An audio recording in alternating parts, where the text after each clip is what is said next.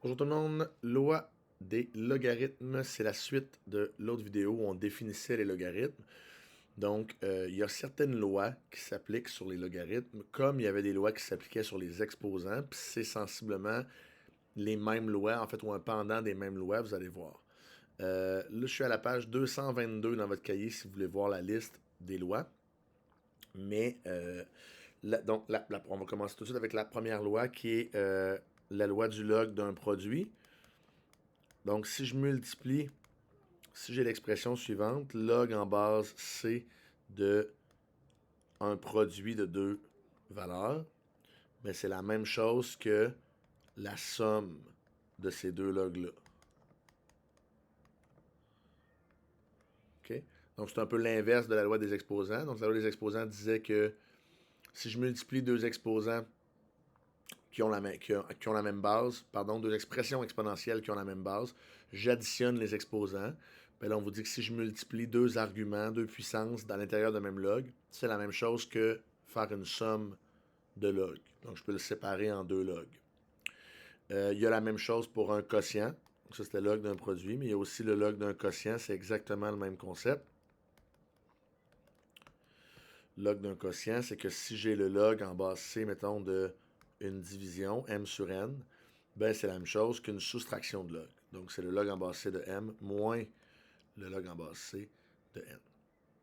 Et toujours vice-versa, mon égalité est bonne dans les deux sens, donc je pourrais passer de ça à ça, ou je pourrais passer de ça à ça, ça va dans les deux sens comme ça.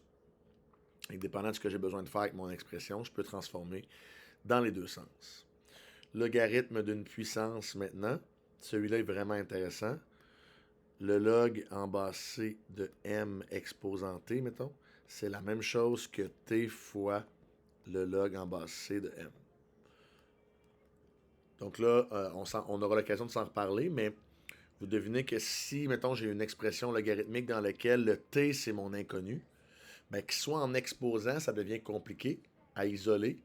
Mais si je peux faire ce transfert-là, puis le ramener en multipliant devant, en partie de mon produit, bien là, ça devient facile à isoler. Donc, cette propriété-là va être très utile pour résoudre des équations logarithmiques plus tard.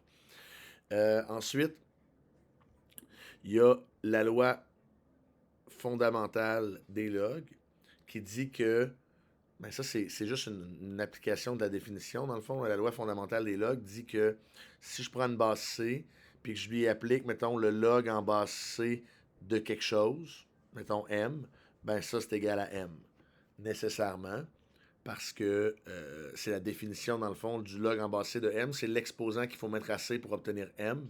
Donc, si je le mets en exposant à C, j'obtiens M. Il n'y a pas vraiment de surprise. Puis finalement, c'est la loi du changement de base, mais j'en parle dans l'autre vidéo, donc j'y reviens rapidement. La loi du changement de base dit que le log en base C de M, ben c'est équivalent au log en base n'importe quoi, mettons D, de M, sur le log en base, encore une fois, D de C. Puis là, D, ça peut être n'importe quoi, donc ça pourrait être 10 si vous voulez utiliser votre calculatrice. Alors, vous pouvez utiliser ces propriétés-là pour faire les exercices là, qui vous demandent de transformer des expressions logarithmiques dans une autre façon. Donc, vous pouvez prendre n'importe laquelle de ces propriétés-là pour transformer les expressions logarithmiques, souvent pour les ramener sous un seul log. Donc, on va combiner ensemble, si on reprend celle du début. Souvent, on a une somme de logs qu'on veut ramener sous un seul log, mais il y a moyen de faire ça, ou une soustraction de log qu'on veut ramener sous un seul log. Donc, voilà pour les propriétés des logarithmes.